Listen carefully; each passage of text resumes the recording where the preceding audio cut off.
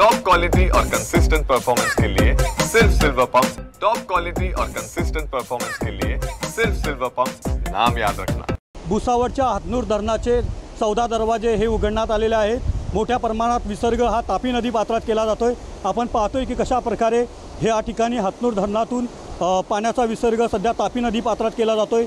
एकंदरीत जळगाव जिल्ह्यातील महत्त्वपूर्ण मानल्या जाणारं हातनूर धरण आहे आणि या हातनूर धरणाचे 14 दरवाजे उघडण्यात आलेले आहेत आणि तापी नदी पात्रात हा विसर्ग सध्या मोठ्या प्रमाणात सुरू आहे।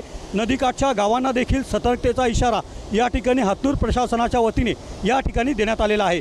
कशा प्रकारे हातनूर धरणातून सध्या मोठ्या प्रमाणात विसर्ग हा तापी नदी पात्रात या ठिकाणी केला जात असल्याची माहिती हातनूर प्रशासनाने दिली आहे। कॅमेरा पर्सन मंगेश ढोलेसह रवी गोरे, हातनूर, जळगाव।